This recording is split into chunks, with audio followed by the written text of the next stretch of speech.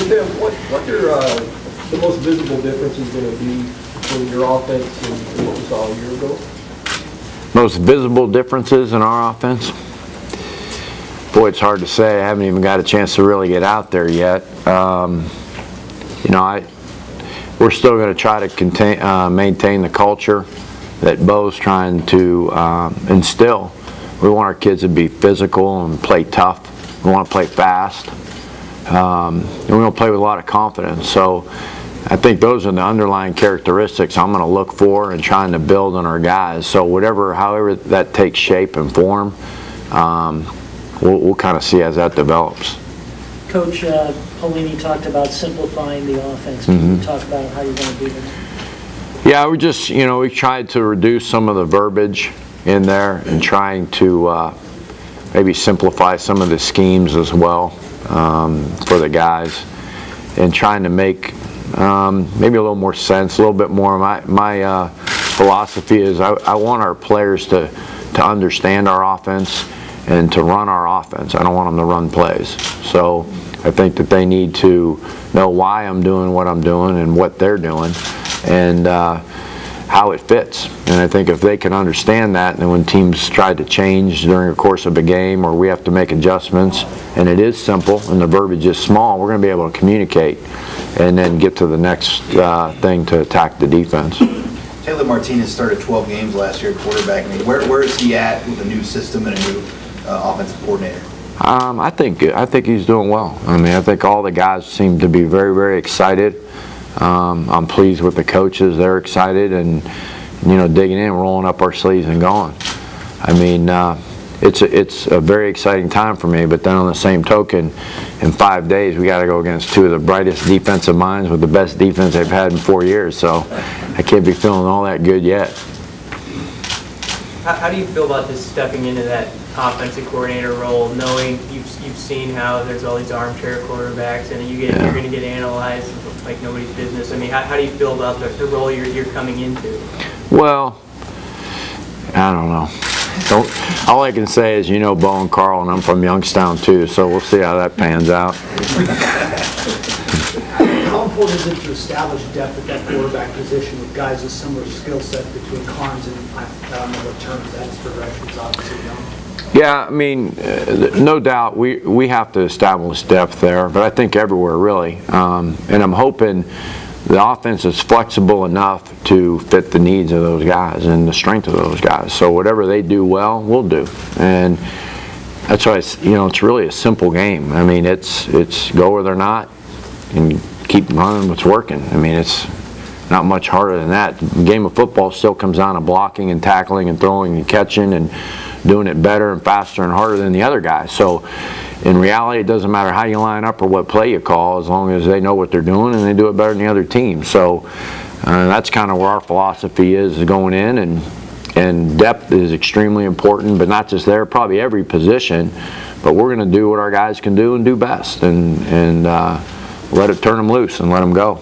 Tim, are the pieces there to do exactly what you want from the start, or is there an evolution that goes along with this?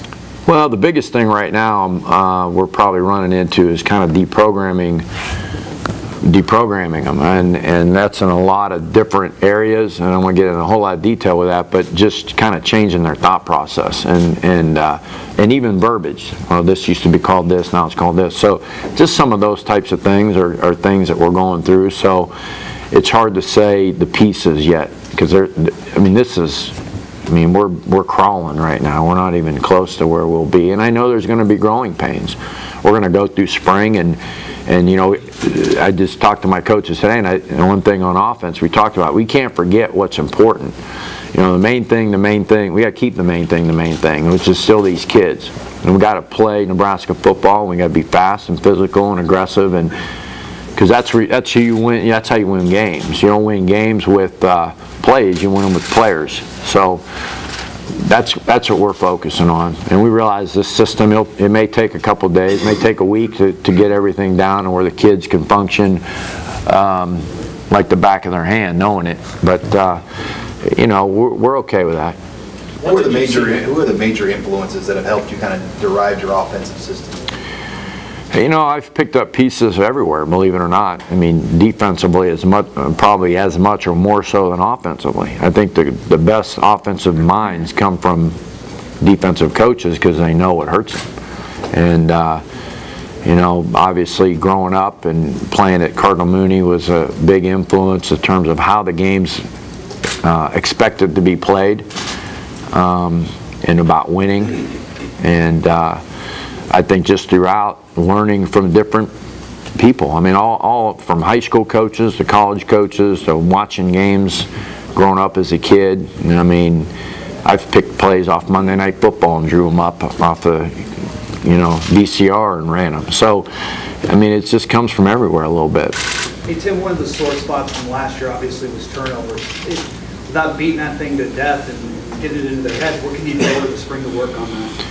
Well, I mean, I've got a plan in place. I'm not going to share it because they don't know it yet. But, you know, I just think that the team's accountable for it. Penalties and turnovers, both. So we have a plan, and I felt like at some other stops previous in my career, we addressed those issues in this manner, and it really helped them. So was that a technique? I mean, I don't want you to know what you're doing, but was that a kind of technique issue, or? Not really. No? No.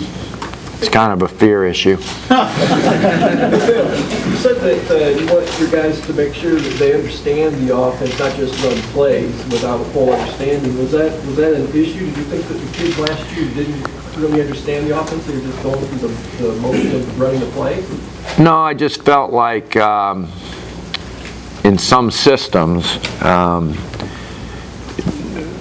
there's some verbiage and sometimes there's wording, and the players kind of memorize, oh, you know, this is what I'm supposed to do because of this type thing. And I don't want to get into too much detail about that because that was last year, but everybody was kind of, you know, to some degree, in some of the verbiage and terminology that's used in that system is they tell everybody what to do. And so that's what they do. So, since you worked on the staff last year, there might be those that would say, well, you worked under Watson. Did you not have his ear? Did you recognize some of the problems? Well, I mean, you do, but those conversations and the things that happen between an offensive staff last year kind of with them. I mean, obviously, when you walk out of the room, you go to war and believe in and what the guy in charge is in charge for. And that's why he's in charge. And I believe that we had the kids' best interests at heart, and we're trying to do the things for them to give them success. And we have to work on our communication, our adjustments. Those things became some issues when teams changed. What's Ron Brown going to bring to that running back position? Well, you know, the thing, and you might have heard before, is, you know, with Rex, obviously he's the veteran player in that running back room, but there's 3 young guys coming in.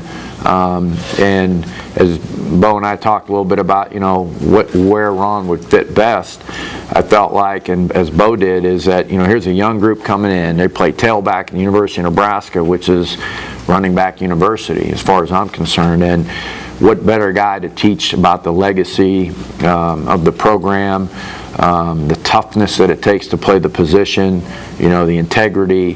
What better coach than Ron Brown, and bringing him into that room with his experience for those young guys to get them ready to play, I think it was a perfect match for them. Hey, can you talk about how different that position's going to look? I mean, right here in March than in August. I mean, it seems like you mentioned those 3 guys that are going to be coming on campus. How they could really change things up through the season? Well, I mean, obviously we start spring ball, so the guys that we have that are there now, Collins Okafor and Lester Ward and Austin Jones, and those guys are all going to have opportunities to stake their claim. And if they stake their claim, then they do. And then next fall, when those other guys get here, then it goes to battle again. But they're very talented guys. They all have, and all 3 of those guys possess something that we don't have. It's a lot easier to call plays when a guy can go 90 yards on one play than it is for me to call 10 or 12 in a row. You know, so makes my job a lot easier to have guys that can do that. Do you need a big back for the Big Ten? I don't know.